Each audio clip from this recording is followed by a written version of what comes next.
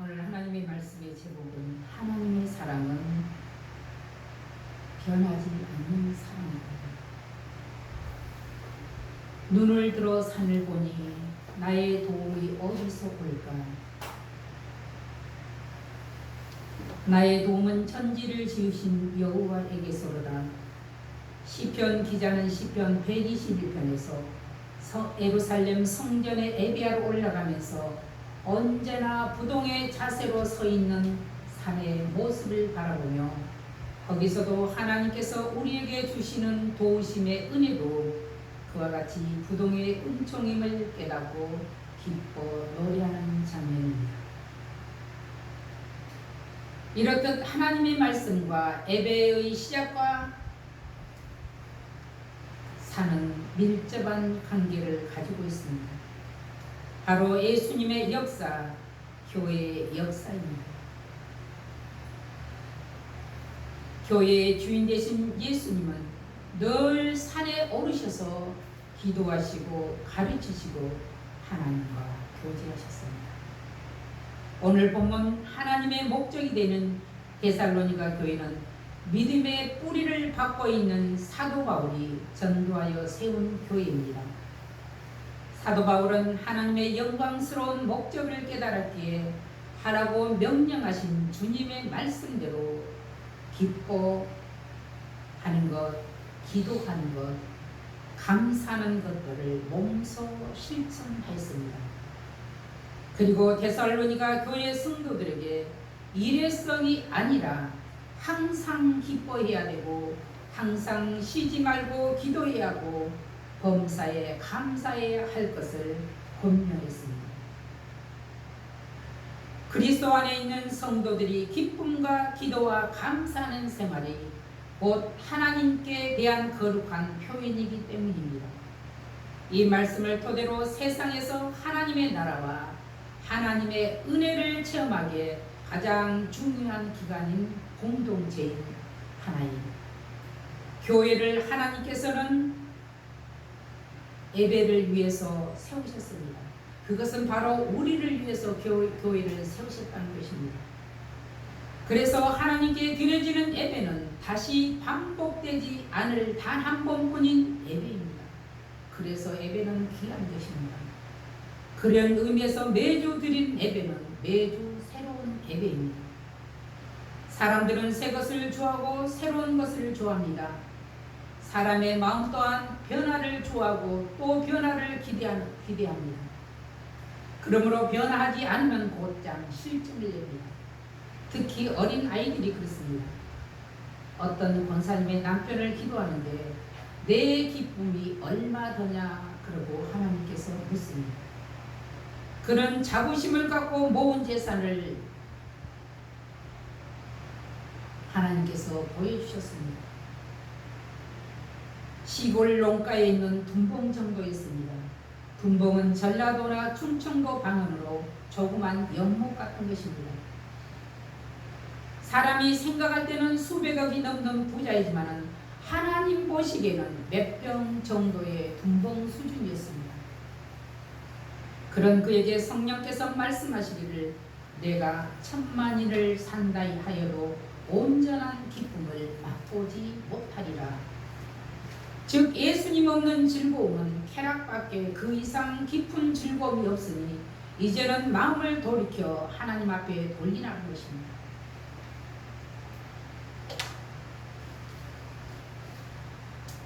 누구나 사람은 눈에 보이는 것을 쫓으면서도 동시에 마음 깊은 곳에 변하지 않는 불변의 세계를 향하는 마음이 있습니다.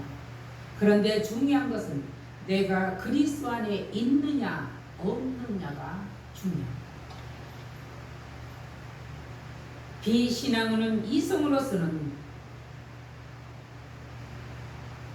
내 깊은 영혼의 근본을 출교하는 것을 알지 못합니다.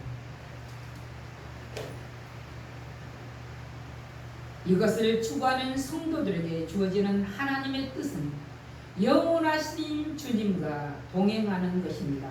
바로 이것이 불변의 기쁨입니다. 수많은 인간들은 어떤 세상에서 살고 있습니까? 세상을 바다와 같다 했습니다. 바다는 어떤 것입니까? 크고 작지만 날마다 풍랑이 일고 있습니다. 풍랑이는 바다 같은 세상을 살아가면서 사람들이 얼마나 기쁜 일이 있으며 설상 기쁜 일이 있다 해도 얼마나 오래 가겠느냐는 것입니다. 영국에 150년을 산 노인이 있었는데 그 노인에게 당신의 일생에서 기쁜 일이 얼마나 있었고 슬픈 일은 얼마나 있었냐고 물었다고 합니다. 그 노인 대답하기를 내 일생을 통해서 참으로 기뻤던 적은 단 3번밖에 없었다고 했습니다. 그리고 나머지는 어둡고 캄캄하고 우울하고 괴로웠던 일들이 많았다고 했습니다. 나는 어떻습니까? 얼마나 기쁜 일이 많은가 생각해보면 별로 없는 것 같습니다. 독일 문학의 최고봉을 상징하며 세계적인 문학가인 괴테는 말하기를 나의 일생 가운데 기뻤던 시간은 불과 48시간이라고 했습니다. 48시간. 시간으로 따지면 고작 이틀입니다. 거짓말 같지만은 세상에 기쁜 일은 그리 오래가지 못하고 진정한 기쁨이 없자는 뜻이긴 합니다. 그런 반면에 세상에는 실망이 있는데 크게 2가지 실망이 있다고 합니다. 하나는 실패했을 때 오는 실망입니다. 실패했으니 오는 실망은 당연한지도 모릅니다. 그러나 이 실망은 그 실패를 회복하면 해결될 수 있는 것입니다. 그래서 사람들은 이를 이루하는 말로 실패는 성공의 어머니라고 말하고 있습니다. 또 하나의 실망이 있습니다. 이는 성공했을 때 오는 실망입니다. 참으로 무서운 실망입니다. 아이러니하게도 인간의 심리는 성공 후에도 실망이 찾아온다는 것입니다. 성공하고 나서 몹시 기뻐하고 좋아했지만 그도 얼마 가지 않아서 공허함과 더 큰 실망이 찾아온다는 것입니다. 내가 이것을 얻기 위해서 그토록 애를 썼는가 이런 말 많이 합니다. 내가 그렇게 애써서 얻은 것이 고작 이것뿐인가 하고 성공 뒤에 오는 실망의 마음은 오히려 더 오래간다고 합니다. 실패의 실망은 그 실패를 딛고 일어서면 될 일입니다. 실패를 딛고 다시 일어서는 회복의 길이 있지만 성공 뒤에 오는 실망은 회복할 길이 없습니다. 이는 왜 그럴까요? 감사가 없어서입니다. 교만해서입니다. 모든 것이 나의 노력, 나의 힘으로 이뤘다고 생각하기 때문입니다. 그래서 성공한 사람들이 인생 마지막에 오히려 평범한 사람보다 훨씬 타락하는 경우를 종종 보게 됩니다. 그것을 보면 참으로 이 세상에는 변하지 않는 기쁨이 없다는 것을 대변해 주고 있습니다. 우리를 향하여 항상 기뻐하는 말씀을 기록한 사도 바울을 표면적으로 볼 때는 거짓말하는 같이 보입니다. 그가 처한 형편들로 보아 어떻게 항상 기뻐할 수 있었겠는가 하는 것입니다. 그는 고린도 후서 11장에 보면 핍박 가운데서 매를 맞다가 죽을 수도 있는 매를 40대를 맞았습니다. 40에 하나 감한 매를 5차례나 맞았고 태창으로 맞았고 돌로 맞고 3번 배가 파선하여 일주야를 깊은 바다에서 죽음의 고비를 넘기기도 했고 여러 번 전도 여행을 하면서 바다의 위험, 강의 위험, 강도의 위험, 동족의 위험, 이방인의 위험, 시내의 위험, 광야의 위험, 거짓 형제들의 위험 그는 수고하고 줄이고 목마르고 잠 못 자고 헐벗고 굶주렸다고 했습니다. 그런데 예수님께서는 사람들이 이해할 수 없는 말씀을 하셨습니다. 내가 너희에게 평안을 주오니 내가 주는 평안은 세상이 너희에게 주는 것 같이 아니하니라. 바로 사도 바울은 이 평안함을 알았기에, 이 즐거움을 알았기에 이런 고통을 당하면서도 간이 해낼 수 있었습니다. 세상에서 얻을 수 없는 평안과 기쁨이 예수님께 있다는 것입니다. 우리가 그리스도 안에 있으면 이것이 가능하다는 것은 사도 바울이 우리에게 교훈하고 있습니다. 요즘 말도 많고 탈도 많은 한 목사님을 봅니다. 진정 그의 뜻은 무엇이며 하나님의 뜻은 무엇인가 하고 늘 생각을 해보게 됩니다. 예수님이 살았던 세상, 사도 바울이 살았던 세상, 지금 우리가 살고 있는 세상은 다른가? 네, 마찬가지인 것 같습니다. 마치 끊임없이 크고 작은 풍랑이 일어나고 있는 바다와 같습니다. 그런데 우리는 그 깊은 바닷속을 알 수가 없습니다. 그렇지만 분명한 것은 그 깊은 바닷속 깊은 곳에는 풍랑이는 표변과는 달리 안정성을 가지고 있다는 것입니다. 그리고 넓은 배양으로 끊임없이 해류는 흐르고 있다는 것입니다. 이렇듯 믿음으로 살아간다 하여도 풍랑이는 바다와 같은 세상에서 육체로 있는 우리는 끊임없이 스쳐가는 풍랑을 만나게 됩니다. 그러면서도 신앙의 깊은 내면의 세계에서는 주님께로부터 흐르는 은혜의 강물이 흐르고 있으므로 그 안에 안정과 평화와 기쁨을 공급받고 있다는 것입니다. 이것이 바로 성도가 영적으로 누리는 최고의 기쁨이고 항상 기뻐하는 말씀입니다. 신학자 존 웨슬러는 말하기를 세상에서 최대의 기쁨, 최대의 은혜는 하나님과 동행하는 것이라고 하였습니다. 하나님과 동행.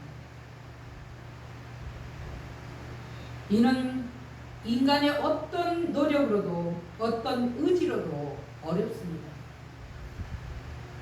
오직 완전하신 성령의 인도함을 받을 때만 가능하다는 것입니다. 그러므로 그리스도인의 기쁨은 외부의 환경적인 요소가 아니라 오직 성령의 충만함의 은혜, 그리스도 안에 있을 때만 가능하고 성령의 가르침에 귀 기울여 성령의 소리를 들어야 하겠습니다. 그럴 때 하나님의 뜻에 믿음으로 순종할 수 있으며 하늘의 신령한 복을 누릴 수 있습니다. 두 번째는 사랑의 근원이신 하나님께 구하는 기도가 곧 불변의 기도입니다. 주님께서 우리에게 쉬지 말고 기도하라는 말씀의 그 이유는 신앙의 근원이 변하지 않는 기도에 있기 때문에 그렇습니다. 하나님께 간청하는 기도를 불변의 기도라고 합니다. 그런데 분명히 기억해야 할 것은 간청하는 기도를 하자면 하나님께 대한 바른 인식이 필요합니다. 아주 중요한 문제입니다. 하나님은 어떤 분이신가?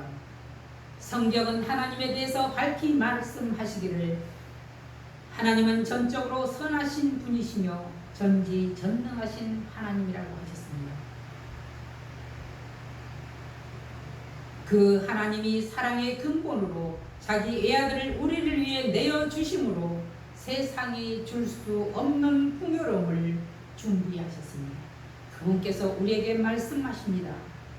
구하라 주실 것이요 찾으라 찾을 것이요 문을 두드리라 열릴 것이니 하시고 너희가 악할지라도 자식에게 좋은 곳으로 줄 줄 알거든 하물며 너희 천부께서 구하는 자에게 좋은 곳으로 주시지 않겠느냐 이 말입니다.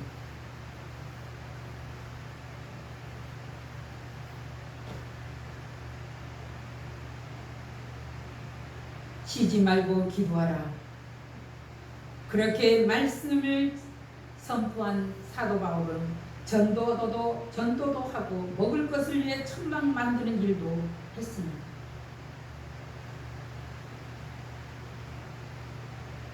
그러면서도 그는 그리스도 안에 있는 것 같이 살았습니다. 고린도후서 11장 23절은 내가 수고를 넘치도록 하고 옥에 갇히기도 더 많이 하고 매도 수없이 맞고 여러 번 죽을 뻔하였다고 고백했습니다.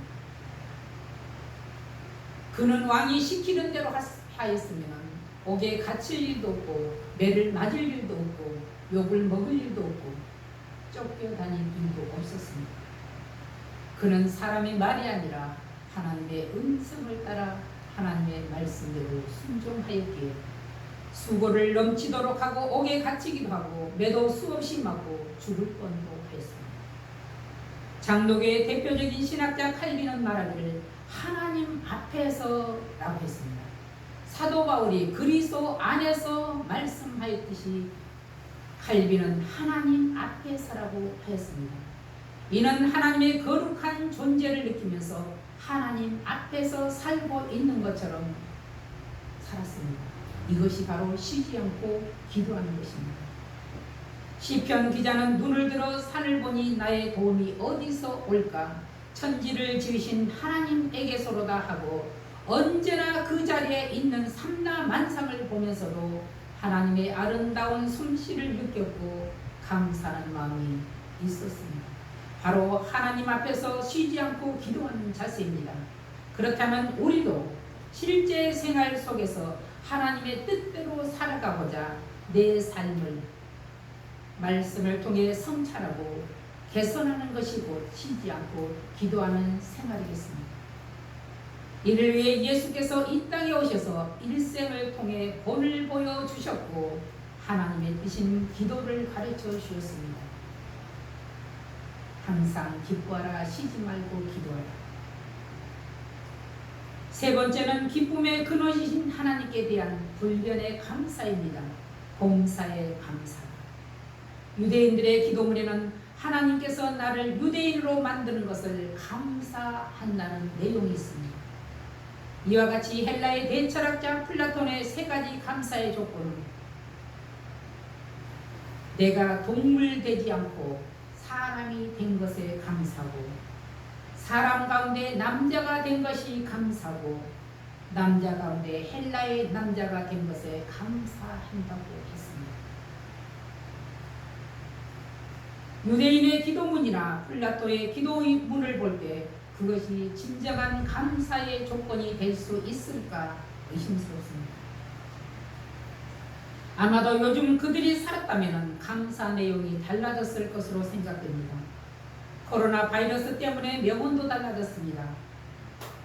옛날에는 뭉치면 살고 흩어지면 죽는다 그랬는데 요즘에는 뭉치면 죽고 흩어지면 산다. 그래서 요즘 거리두기로 성전에 모여 예배를 드리지 못하고 비대면 예배를 드리고 있습니다. 그것도 제대로 드리고 있는 사람들이 얼마나 될까 싶습니다. 그러한 가운데도 우리들의 긴급 기도 제목이 있습니다. 이렇게 기도합니다. 천지의 기상과 바다와 파도를 주장하시는 전능하신 하나님 아버지, 대한민국을 긍휼히 여겨 주시옵소서. 지금 코로나로 인해서 힘든 시기를 보내고 있습니다. 이들을 도와주시옵소서. 또한 코로나로 힘든 시기를 보내는 중에 3주 연속으로 태풍을 만나게 되었습니다. 하이선 태풍의 진로를 명령하시어 동해로 빠져나가게 명령하여 주시옵소서.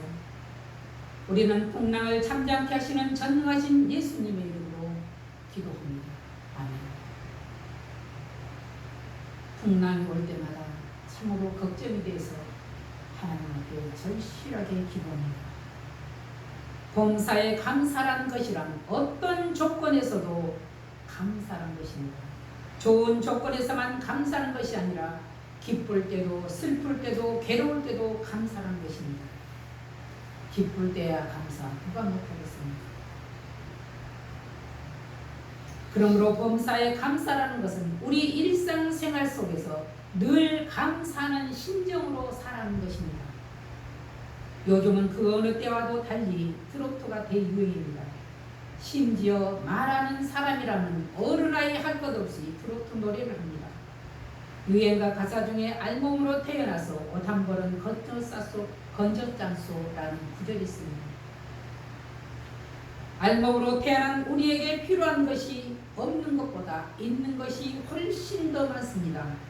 이것을 내 능력, 내 의지로 모두 이뤘는가? 그렇지 않다는 것을 우리는 압니다. 그렇지 않다면 우리는 분명 누구에게인가 빚을 졌습니다. 누구에게 빚을 졌습니까?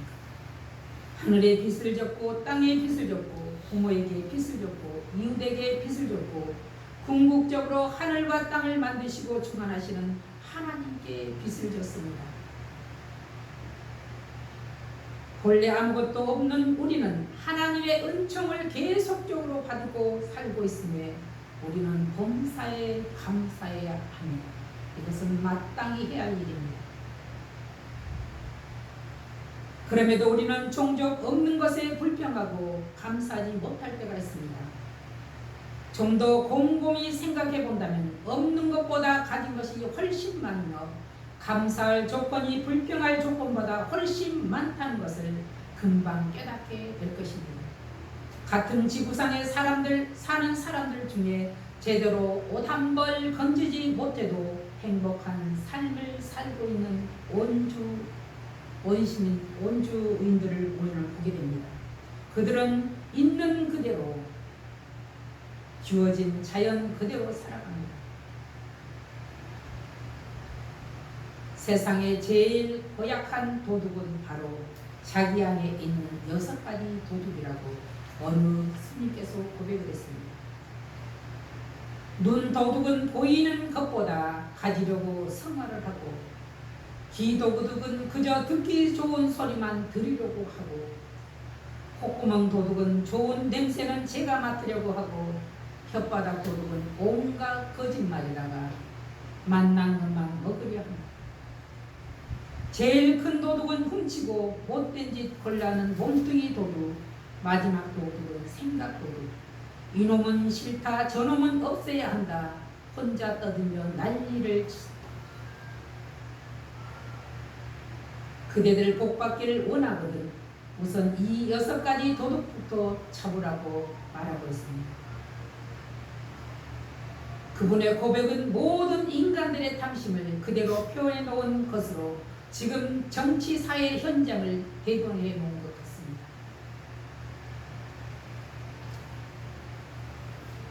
이것과는 거리가 먼 신앙의 모델 하나님의 사람 사도 바울은 그 어떤 것을 가지려고도 하지 않고 오히려 있는 것을 배선물처럼 다 버렸습니다. 그리고 사람들의 듣기 좋은 소리 들으려 하지 않았으며 사람들이 듣기 싫어하는 하나님의 말씀을 선포했습니다. 그는 굶주려도 맛난 음식 먹기를 탐하지 않았으며 잘못 없이 매를 맞고 죽을 고비 수차례 넘겼습니다.